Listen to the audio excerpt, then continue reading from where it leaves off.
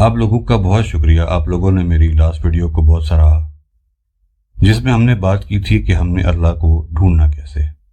چلیں اس ویڈیو میں ہم بات کرتے ہیں کہ اگر ہم اللہ کو نہ ڈھونڈ پائے تو کیا ہوگا.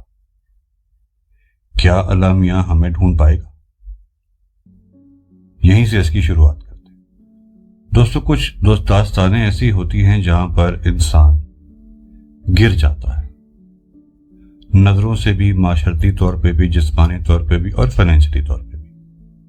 آپ سب گواہ ہیں کہ اس شخص کو گرایا جاتا ہے پوری پلاننگ کے ساتھ کہ اس کو اس وقت ایسے چوٹ پہنچانی ہے. اور بہت ہی مزے کی بات ہے کہ وہ خود اٹھتا نہیں، اسے اٹھایا جاتا ہے.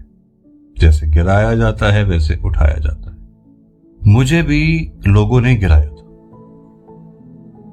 اور آپ سب کی طرح انہی ہاتھوں نے گرایا تھا جن کے لیے میرے ہاتھ دعا کے لیے اٹھتے تھے. جب آپ اپنے مخالف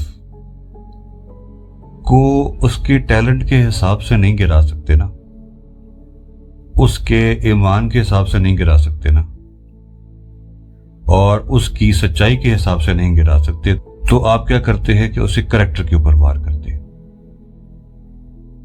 اسے اس دنیا کا عجوبہ محسوس کرواتے ہیں،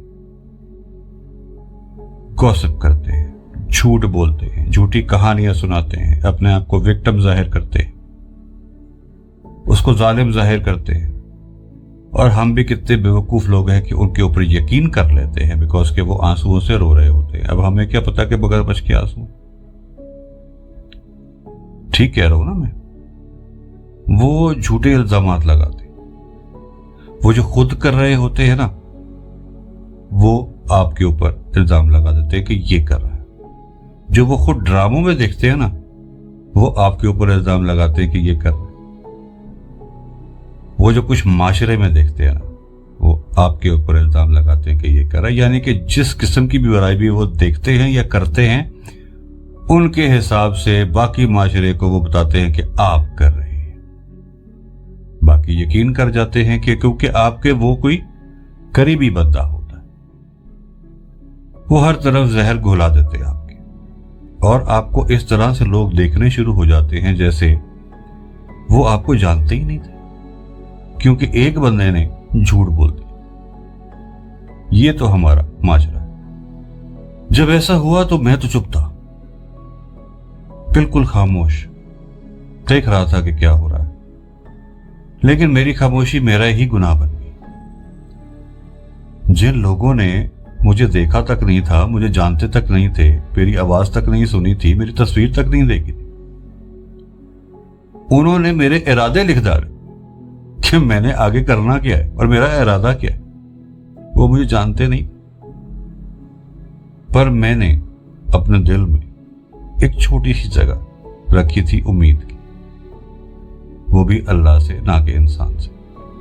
اور وہ میں نے امید وہاں پر رکھ کے تالا لگا دیا کہ یہ تو کوئی نہیں چرا کے لے کے جائے گا. تو وہ امید میرے بہت کام آئی.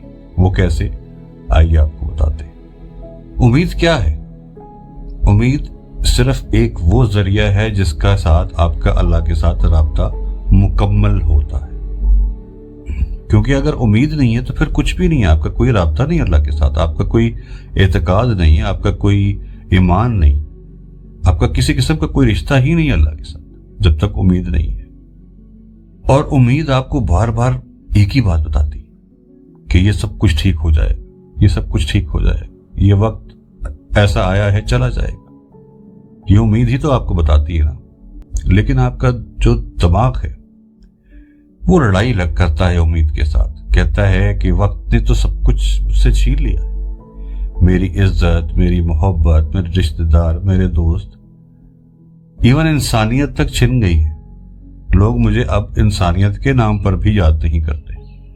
تو تم کیسی بات کر رہی ہو کہ بھی سب ٹھیک ہو جائے گا، سب ٹھیک ہو جائے گا. جو بھروسے تھے نا، جو دوستوں کے ساتھ بھروسے تھے، وہ بھی ختم ہو گئے.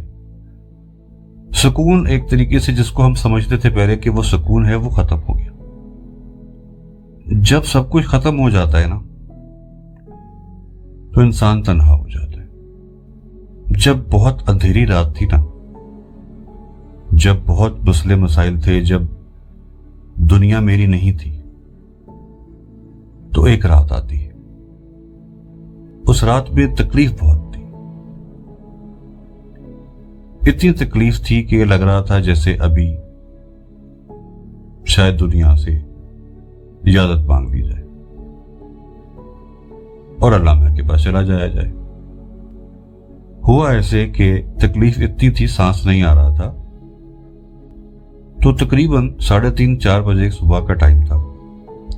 میں نے کہا کہ شاید مجھے سانس آ جائے تھوڑا سا، تو میں چھت پہ چلا گیا فار فریش ایئر. نمی تھی ہوا میں، لگ رہا تھا جیسے موسم بھی رو رہا ہے میری طرف، کیونکہ تکلیف بہت تھی. Physical pain, mental pain, emotional pain, ہر قسم کی پین. مجھے واقعی میں لگا کہ میرا جسم جو ہے نا وہ ایک بھاری چیز میں کنورٹ ہو گیا ہے. مجھ سے اپنی باڈی موومنٹ بھی کنٹرول نہ ہو، اور جب باڈی موومنٹ کنٹرول نہیں ہو رہی تھی تو پھر آنسو بھی کنٹرول نہیں ہو رہے تھے.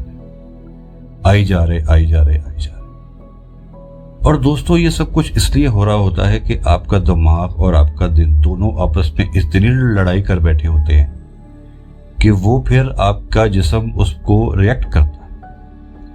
دیکھیں نا، دل کہتا ہے امید نہیں چھوڑنی، سب ٹھیک ہو جائے گا. دماغ کہتا ہے کہ ایسا ہو کیوں رہا ہے، بدلا لیتے ہیں، ریزن ڈھونڈتے ہیں، سب کچھ کرتے ہیں، لاجک ڈھونڈتے ہیں، ڈیٹا انالیسس کرتے ہیں، اور پھر دوبارہ سے اپنی ہی رفتار میں دنیا میں آتے ہیں. لیکن دل کہتا ہے صبر کرو تھوڑا سا، یہ سب کچھ ٹھیک ہو جائے گا. تو اتنی لڑائی کر بیٹھے ہوتے ہیں کہ آپ کا جسم تھک جاتا ہے، لیکن آپ کو پتہ نہیں چل رہا ہوتا. جب میں چھت پہ گیا تو فجر کی اذان ہو چکی تھی اور ہلکا سا سورج بھی طلوع ہو رہا تھا. جب اندر ایک لڑائی چل رہی ہو نا بہت گھبسان کی، تو بہت آپ کو شور سنائی دیتا ہے.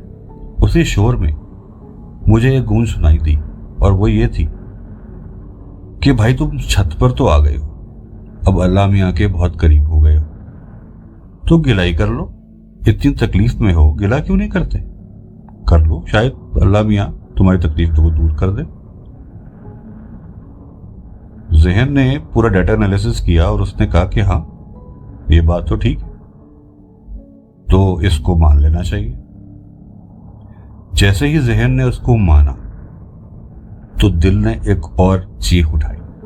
اس نے کہا کہ بھائی، آج تک تم نے اللہ میاں سے بات نہیں کی، اور تمہیں کسی نے سکھایا بھی نہیں، نہ تم نے خود سیکھا کہ اللہ تعالیٰ سے بات کیسے کرتے.